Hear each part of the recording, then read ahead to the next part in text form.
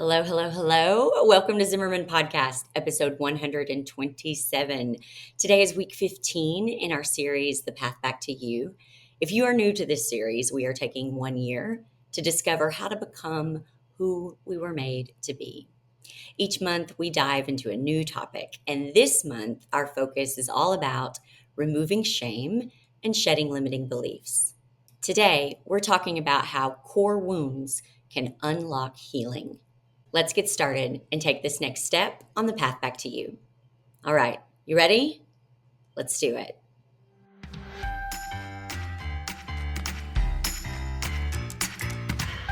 I'm Jessica Zimmerman, and this is Zimmerman Podcast. I'm a serial entrepreneur, mom to 3, and professional oversharer who has spent a decade building my business and helping others do the same. From wedding floral design to business education, features in Martha Stewart Weddings and Forbes magazine, and even writing and publishing my best-selling memoir, Sleeping with a Stranger, my business has kept growing, evolving, and changing year after year, just like me. Because the best thing about building a strong business is the freedom it gives me to live a full life. And that's what Zimmerman Podcast is all about, sharing real, transparent, in-the-moment reflections about how to live a life, build a business, and lead a family through the good, the hard, and the messy. That's what we're doing each week, right here on Zimmerman Podcast. Welcome to the show.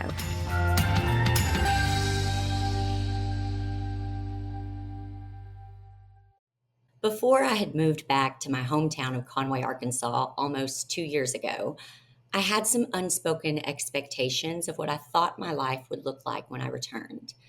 In my effort to see the best in every situation, I'd imagined some specific moments and memories that I wanted to create.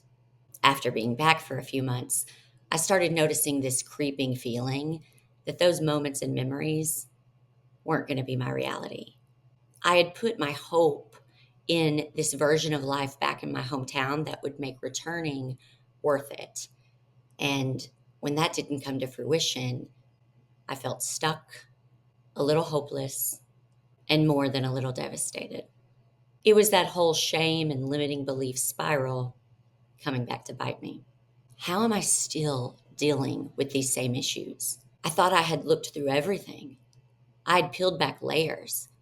I had done some major healing. And that's when I woke up to the real cause and purpose of these wounded cycles we inflict upon ourselves. Each of us has some core wounds we internalize in childhood. They're not always the result of bad parents or abusive situations or neglect, although they can be.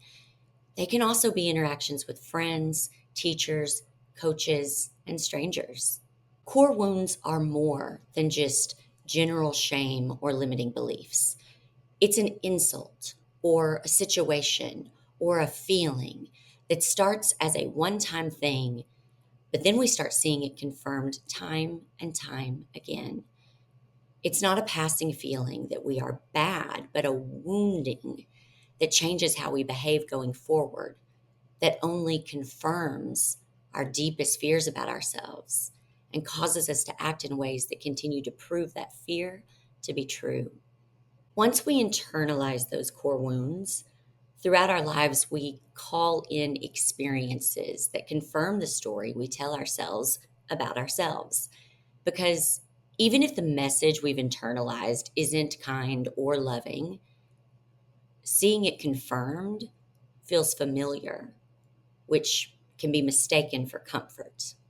And here's a little secret that nobody tells you. If we don't take the time to heal our childhood wounds, we spend our adulthood recreating them. It's not coincidence or bad luck. It's our subconscious recreating situations that expose us to our core wounds so we can either heal or confirm the lie that we're believing about ourselves. The search for our true identity is messy and imperfect, and it takes practicing self-awareness to separate the truth of who we really are from lies we've become comfortable believing. Here's another way I like to look at this. God is unconditional love. That is who God is. And Jesus is God manifested in human form. When Jesus walked the earth, he didn't have lessons to learn. He knew exactly who and what he was. And that's what made him so hated by the religious leaders around him, that he claimed to be the Son of God. But he looked differently and acted differently and led differently than they thought he would. And that made them uncomfortable, even angry. But he didn't let their wounding messages deter him from knowing who he was. When we see how Jesus trusted God and believed that he was who God said he was, we see a life lived with total trust and confidence, free from fear, even when experiencing pain and rejection. He ran towards the outcasts instead of running away from them. He spent time with children instead of religious royalty. He washed feet instead of seeking a throne. That's what we have access to. That complete confidence in knowing who we were made to be and what we were made to do. But we did not come to this earth like Jesus in the regard that we didn't have lessons to learn. We do have lessons to learn. In this world, we will feel fear, lack, want. We will question who we are and what we are here to do. And this points us to the areas we need to heal. So just before this realization that I'd moved back to Conway and nothing was how I thought it would be, I remember closing my eyes and praying through feeling, because the language of God and the love of God is to be felt. So with feeling, I prayed, God, whatever lesson I still need to learn, I need you to bring it. However you have to show it to me, show me. I can handle it. I am tired. I am ready for my life of pleasure and play. I know it is right there. I also know it won't come to me until I heal whatever it is that I have left to heal. So bring it. Let it crash into me in a way so direct that I can't miss the lesson this time. Let it be obvious. Let me feel it so I can finally heal it. Let it rise to the surface so I can release it for good. And you know that phrase, be careful what you wish for? I had been missing a lesson, one of those core wounding lies I'd been believing and God had been trying to teach me throughout relationships in my life. But God finally got the point across through each of the most pivotal relationships in my life, my soulmates. I believe we all have soulmates. And I don't mean soulmates in the way that Hollywood movies portray them. Soulmates don't have to be romantic relationships. Soulmates are people in your life who you feel that instant connection to, but not in a dependent or needy way. The guiding principle in a relationship between soulmates is that needs are equally met. It's someone that when you first see them, you are drawn to them. You have this feeling of either, I feel like I know you, or I feel like I'm supposed to know you. In soulmate relationships, you can see and be seen as you truly are. So when I prayed for God to show me what I was missing, He used the people who had always felt closest to me, because the core wound I had was all wrapped up in abandonment.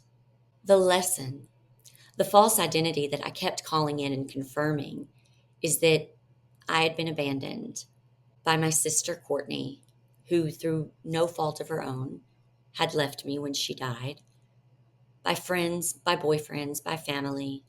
Every time I felt misunderstood, every time someone had the chance to stick up for me, but they didn't, every time someone could have picked me, but chose someone else.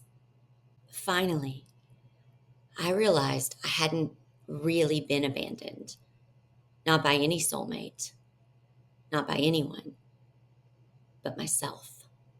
In truth, I'd been self-abandoning my whole life, and I needed to see that every single time I felt abandoned, it was actually me abandoning myself.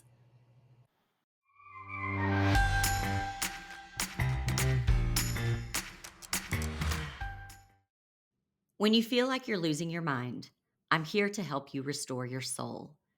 A few years ago, I woke up and felt like everything in my life was a lie. I didn't recognize myself or any of the people around me. For the first time in my life, I questioned everything I had ever been taught or told.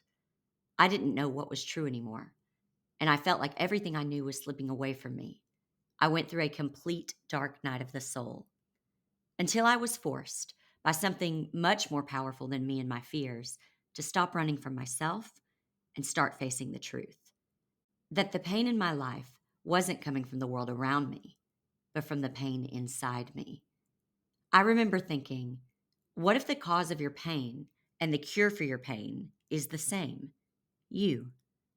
That's what my program, The Path Back to You, is all about. Not starting over, but starting again on a path that will return you to yourself, a path that will heal and refine you, a path that will break you and make you whole.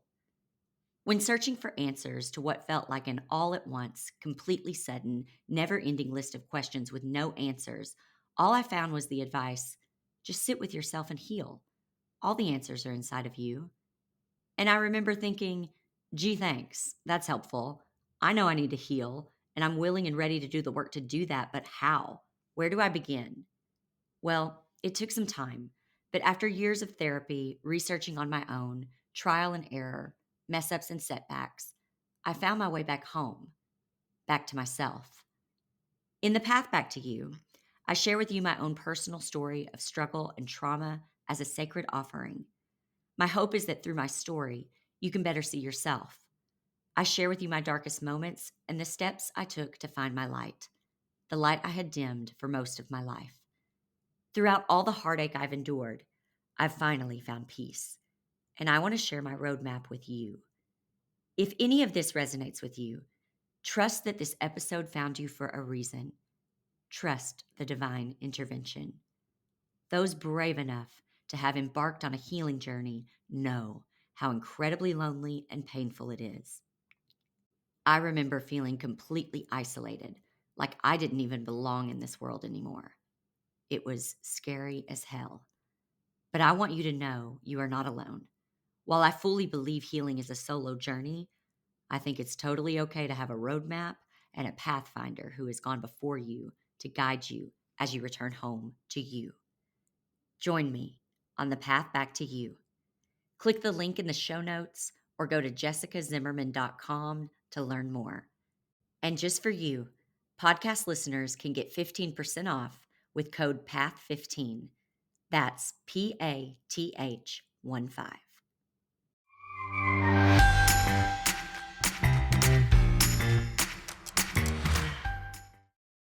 Once I started to learn the lesson, I realized how many times I'd missed it. For example, in 2014, I hired a business coach. She was someone who worked on her time only. If I needed her outside of our scheduled time, she was never available, which I can respect. That's called having boundaries. But if she called me or needed me outside of that time, I always made myself available. Until one day, when my own business really began to show signs of success, she left. She accused me of something that was untrue, and she used that to validate her leaving. I now know that she was threatened by my success, but that didn't make sense to me at the time because it wasn't her whole job to see me succeed. But I continually self-sacrificed my own business growth to put time into hers. I was self-abandoning. Once I could identify the self-abandonment, I started to understand that every painful memory where I'd felt abandoned, I had called in that experience. I had asked for the good life, and we don't get the good life without having learned the lessons. Since I wasn't learning the lesson, I kept experiencing the pain that would eventually let me face the truth. Because the good life is a life of unconditional love. And that doesn't happen until we first and foremost love ourselves unconditionally, until we can live out of our true identity. I started realizing that I didn't need to convince anyone of my worth. I knew it. I also knew that everything that is meant for me will never leave me, never pass me by. I couldn't possibly miss what is meant for me. And this lesson, it didn't stop with an epiphany. I got many opportunities to learn how to stop self abandoning. So many. A month after my big epiphany, God taught me the same lesson with the soulmate I met in kindergarten. And a month after that, I went through the same lesson with Brian. And just to round it out, another month later, I checked off this lesson with another soulmate, the one I met on the playground when I was 8 years old. These soulmates, they came in to set me free by showing me my true, God given, divine identity. I am not the core wounds I'd been believing. I am worthy because I was made in love by the God who is love. That is the truest thing about me. Not that my sister died, not that I had been abandoned, not even that I had been self abandoned. I am loved. I am love. I have access to sovereign love all day, every day. I know who I am and what I was made for. And no one can take that from me just through leaving me. Once I realized that, I stopped trying to make people stay, to force them to see my worth. And in doing so, I was able to give up some of my final bondage to this core wound. It can be tempting to get frustrated with yourself when you have to learn the same lesson over and over again. I'd try to just be aware of those moments and remind myself that you can't shame yourself through the process of healing. At the beginning, anytime I battled or said things like, I should, I thought, what if my daughter Stella came to me with this thought? How would I respond to her? And I began to reparent the little girl who is still alive in me. I began to treat her with the kind of love and patience and grace that I give my own daughter. I did not rush her. I did not shame her. And throughout the process, bit by bit, I could travel back through everything I'd experienced as an adult, an adolescent, then a child, and undo the trauma and hurts until I could embody the person I was meant to be. I was recreated and I was reborn. I didn't have to become someone else to find healing. I just had to forget everything that wasn't my truest self. And that is what the path back to you is all about. Not changing who you are, but relearning to become who it is that you were made to be before the wounds and trauma and disappointments and survival made you into someone you're not. And in the path back to you, we don't just talk about what core wounds are. We talk about how to identify them and heal from them. And if you want to do this good, hard work with us, I invite you to join the path back to you. Go to jessicazimmerman.com to join us. Thank you so much for joining me today as we journey together on this path back to you. I hope what you heard resonated with you and you can take it with you into your week. If you're looking for more resources for the journey, go to jessicazimmerman.com. And while you're there, check out the Path Back to You page. I'll see you right back here next week for our next leg of the journey.